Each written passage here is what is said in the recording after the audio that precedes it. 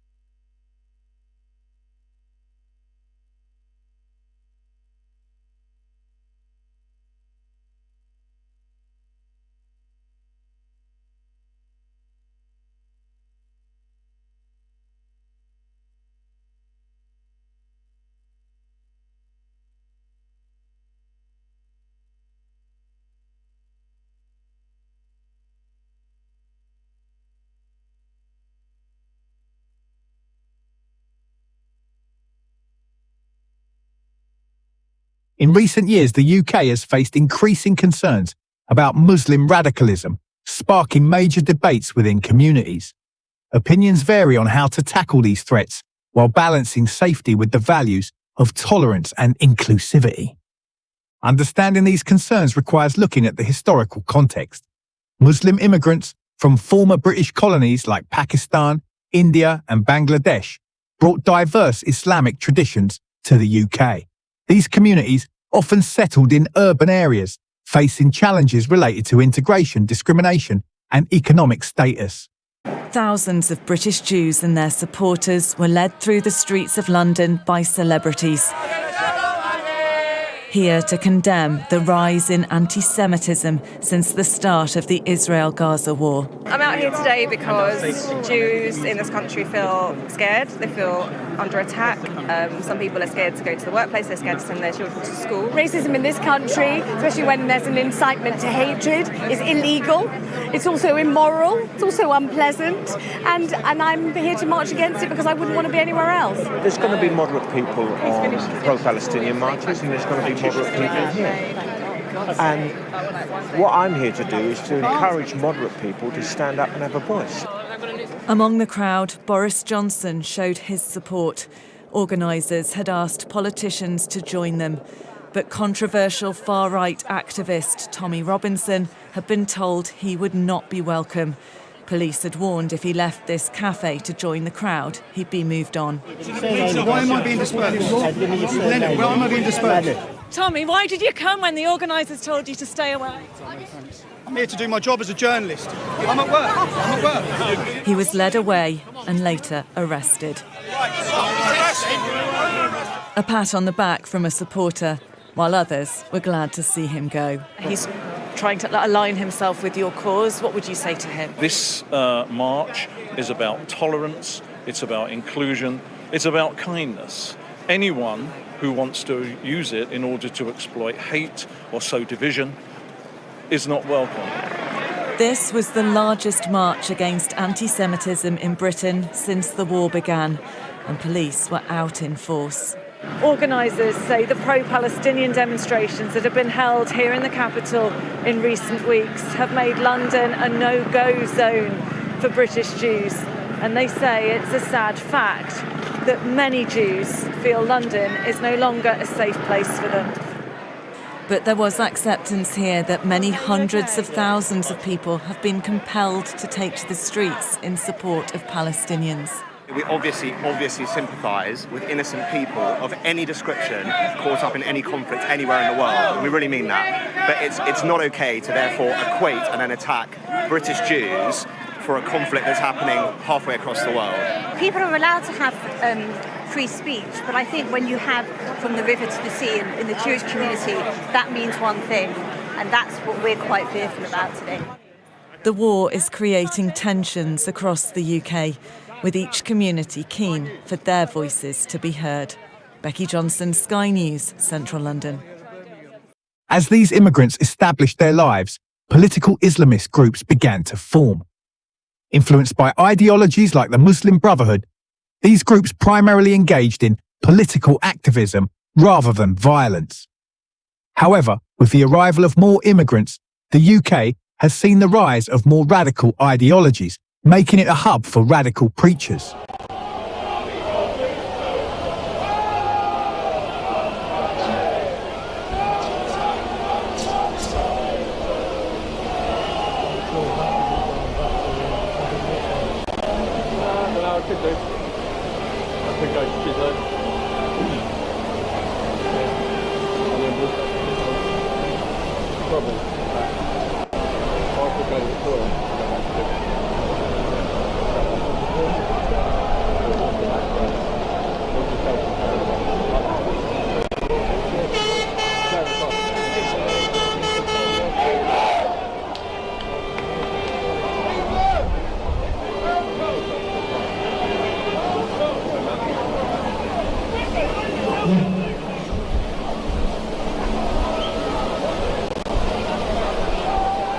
Can we keep walking all the way round through that corner over there as well, people, yeah? Come on, London! The march ain't even in yet.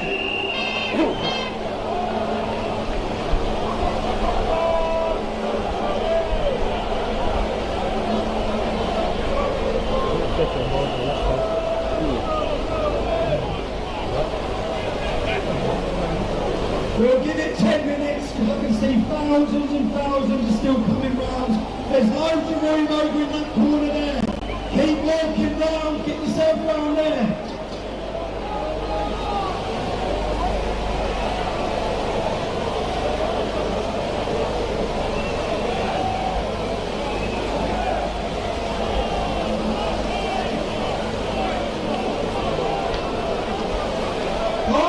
There's another screen round here. Keep coming round. Feel the whole thing. I'm losing my voice already.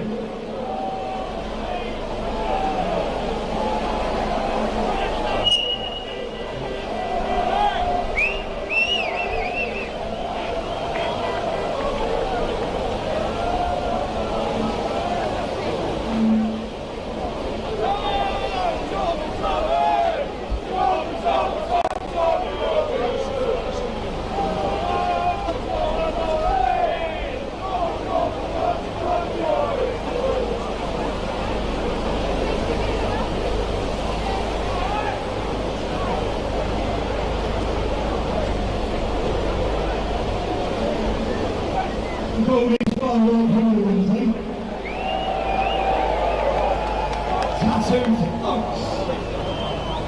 famous words of Nigel Farage.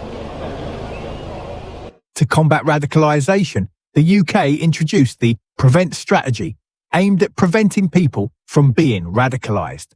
However, Prevent has been controversial, with some communities accusing it of unfairly targeting Muslims. Despite these criticisms, Muslim communities and organisations have actively fought extremism through education, community involvement and cooperation with law enforcement. Fear and frustration over extremist threats have sometimes led to anti-Muslim sentiment and Islamophobia, causing social tensions. Events like the rise of the English Defence League, EDL, and other far-right groups have highlighted these issues. The EDL, created in response to what its members see as Islam's growing influence in the UK, has been involved in numerous protests and demonstrations.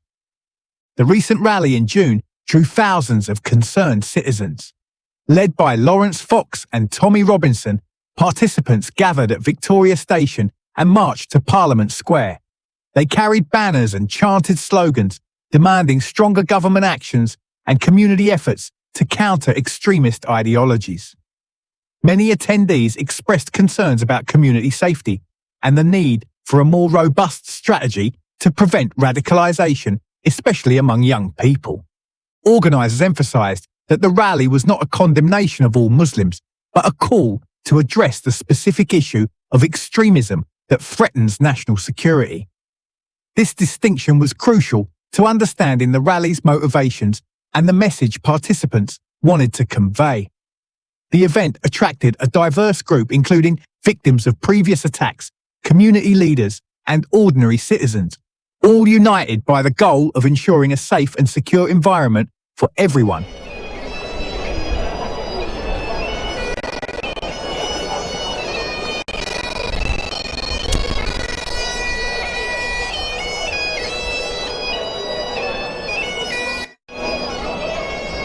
Can you see them? Okay. Can you see what's on yours?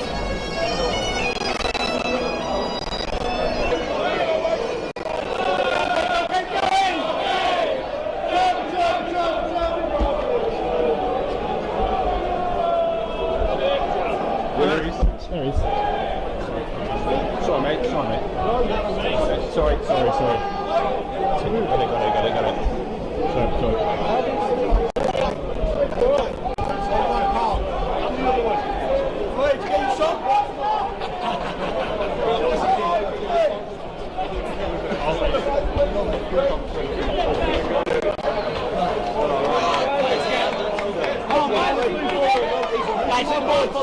Let's move!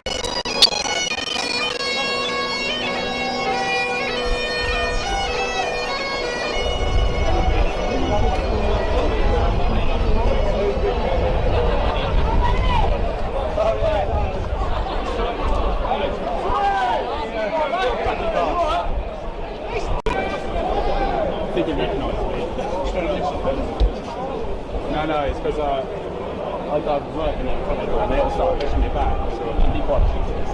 You got your shot? I did.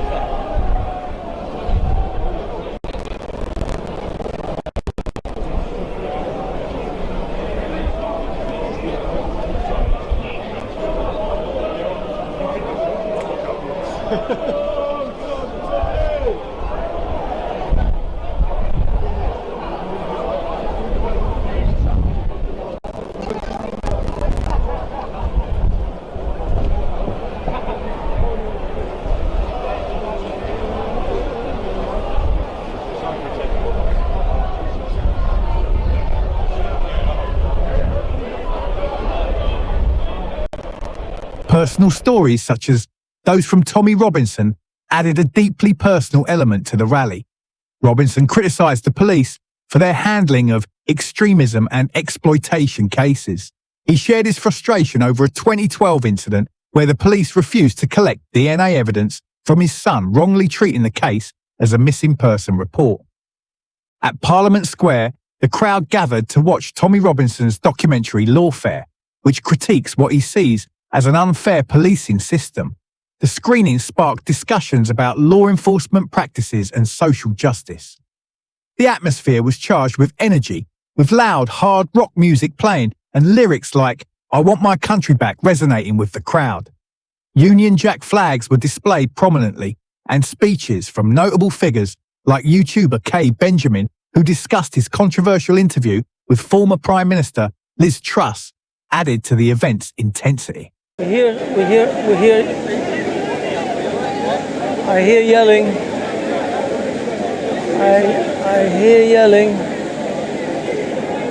I hear yelling. It's coming from over there. I hear vague yelling coming from over there, but I can't really tell. I cannot tell. But somebody's complaining about this, that's for sure. From what I understand, Russell Square is where the counter-protesters are. The counter-protesters are at Russell Square.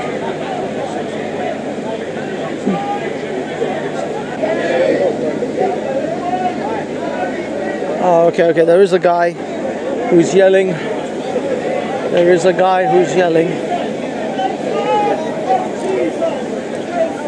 Jesus, apparently it's Jesus. He is Jesus. He's telling us about Jesus. Jesus makes a way. He's a Jesus preacher.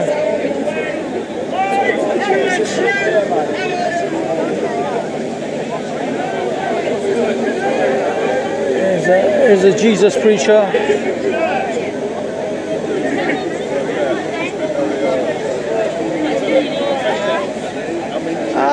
Danny Roscoe.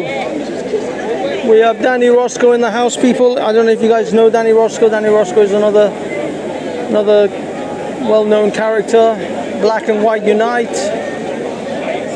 All the rest. All the players are in.